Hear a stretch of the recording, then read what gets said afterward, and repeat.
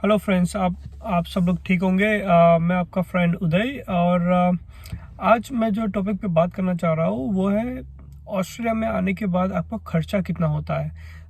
जैसे कि आपका रेंट कितना होगा, ट्रांसपोर्टेशन कितना होगा, रहने का खर्चा कितना होगा, खाने पीने का ओवरऑल जो भी खर्चा है यहाँ पे वो कितना होता है। तो आपको पता चले कि अगर आप इंडिया से आ रहे हो, अगर आप हस्बैंड वाइफ आ रहे हो, फैमिली के साथ आ रहे हो या सिंगल आ रहे हो, ठीक है, तो आपको कितने पैसे लेके आने चाहिए और आपका कितना खर्चा होगा।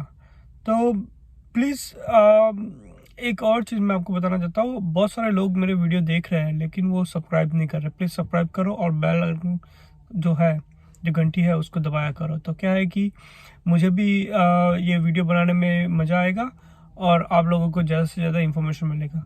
अगर आपका कोई क्वेश्चन है प्लीज़ मुझे कमेंट में लिख के बताइए, तो मैं उसका आंसर करूँगा। चलो तो फिर स्टार्ट करता है कि यहाँ पे खर्चा कितना होता है। तो मैं सिडनी की बात करूँगा क्योंकि मैं सिडनी में हूँ, ठीक है। तो सिडनी में जो अभी रेंट्स चल रहा है, ठीक है, 2 बेडरूम यूनिट अगर आप लेने जाओगे, यूनिट यानी फ्लैट आप लेने जाओगे तो डिपेंडिंग ऑन एरिया, ठीक है,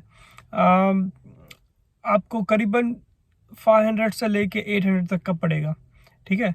अगर आप सिटी से करीबन 30-40 किलोमीटर दूर रहते हो, ठीक है, तो वो आपको करीबन पड़ेगा around 600 maybe $500-600 a week.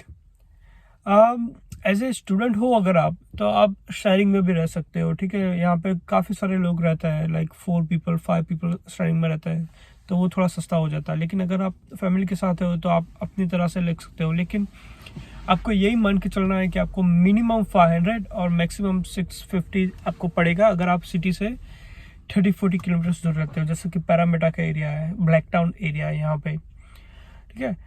ये तो हो गया रेंट। एक और चीज़, रेंट पे घर लेना वो बहुत बड़ी बात है यहाँ पे। अगर आप नए आ रहे हो तो वहाँ से, इंडिया से ही ट्राई करो कि आप किसी के साथ शेयरिंग में रहो, क्योंकि रेंट पे अभी घर मिल नहीं रहे यहाँ पे, बहुत हार्ड है। अगर आपका रेंटल हिस्ट्री नहीं है तो मिलना बहुत ही मुश्किल है, क्योंकि आपके पास जॉब नहीं होगा, ठीक है। तो ट्राई करो इंडिया से आने से पहले कि आपको शेयरिंग में कहीं से बंदोबस्त हो जाए, वरना आपको बहुत प्रॉब्लम होगा यहाँ पे। सेकंड चीज़ है खाने पीने का खर्चा कितना होगा। तो सी, हर किसी का खाना पीने का खर्चा डिफरेंट होता है, लेकिन अगर मैं ओवरऑल ग्रोसरी की बात करूँ कि हस्बैंड वाइफ की, ठीक है, कि हस्बैंड वाइफ फैमिली के साथ आ रहा है तो उनका जितना भी खर्चा हो सकता है, सो वीकली करीबन से करीबन $400 आपका आराम से निकल सकता है, ठीक है ना, खाने पीने और आपका ट्रांसपोर्टेशन के साथ में। क्योंकि अगर आप सिटी में जॉब कर रहे हो, कुछ भी है, तो करीबन आपका 200 जितना ट्रांसपोर्टेशन हो जाएगा और 200 जितना आपका खाने पीने का खर्चा हो जाएगा। अगर आप सिंगल हो तो आप उसको प्रीटी मच $300 लगा सकते हो आप वीकली। तो इस हिसाब से आपको चलना पड़ेगा। लाइट बिल, फ़ोन बिल वगैरह कितना होता है। फ़ोन यहाँ पे क्या है कि जो भी है आप ले सकते हो, ठीक है, जितना भी एक्सपेंसिव फ़ोन ले सकते हो, उसका जितना भी डाटा है वो यूज़ कर सकते हो। लेकिन जो मिनिमम है यहाँ पे वो करीबन $25 से शुरू होता है, जो मैं भी यूज़ करता हूँ। वो अल्दी मोबाइल करके है जो टेल्स्ट्रा का नेटवर्क यूज़ करता है, ठीक है, which is the one of the biggest company in Australia. जैसे इंडिया में होता है ना, BSNL वगैरह होता है, रिलायंस वगैरह होता है, तो यहाँ पे 2 मेन कंपनी है, टेल्स्ट्रा और ऑप्टस।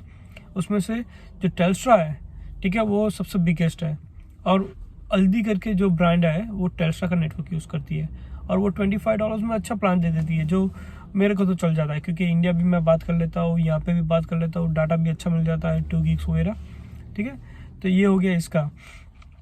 इसके अलावा आप एंटरटेनमेंट वगैरह आप अगर जो जिस हिसाब से करना चाहते हो, ठीक है, उस हिसाब से हमें खर्चा होता है। जैसे फॉर एग्जांपल अगर आप मूवी देखने जाते हो यहाँ पे, तो मूवी का पर मूवी का टिकट अराउंड $30 आसपास रहता है, ठीक है। तो आप देख लो आपके हिसाब से। बाकी तो यही मेन है, रेंट, ठीक है ना। लाइट बिल, इंटरनेट बिल वगैरह जो है वो करीबन आपका $100 जितना हो जाएगा आपका मंथली, तो उसमें ज़्यादा इतना डिफरेंस नहीं होगा। लेकिन जो मेन चीज़ है वो है, अगर आप एज ए स्टूडेंट आ रहे हो, अगर आप एज ए फैमिली माइग्रेट हो रहे हो यहाँ पे ऑस्ट्रेलिया में, तो ट्राई करो इंडिया से निकलने से पहले ही आप किसी का कांटेक्ट करो और शेयरिंग में रहने की आपकी व्यवस्था कर लो। क्यों? क्योंकि यहाँ पे अभी रेंटल क्राइसिस चल रहा है। इतनी प्रॉपर्टी ही नहीं है और लोग ज़्यादा है यहाँ पे रेंट के लिए, तो लोग ज़्यादा पैसे देके भी रेंट पे जा रहे हैं। और स्पेशली जब आप नए आते हो, आपका रेंटल हिस्ट्री नहीं होता, ठीक है, तो आपको कोई रेंट पे घर नहीं देता। तो ट्राई करो कि आप इंडिया से वो लेके आओ। और अगर आपको ये अच्छी लगी हो तो प्लीज़ सब्सक्राइब माई चैनल और बेल आइकन को दबाइए, तो मुझे जो जोश मिलेगा इसको ज़्यादा से ज़्यादा आपको इंफॉर्मेशन देने के लिए। और मुझे ये भी बताइए कमेंट में कि आपको और क्या जानना है, तो मैं उसके लिए आपको वीडियो बनाऊंगा। Thank you.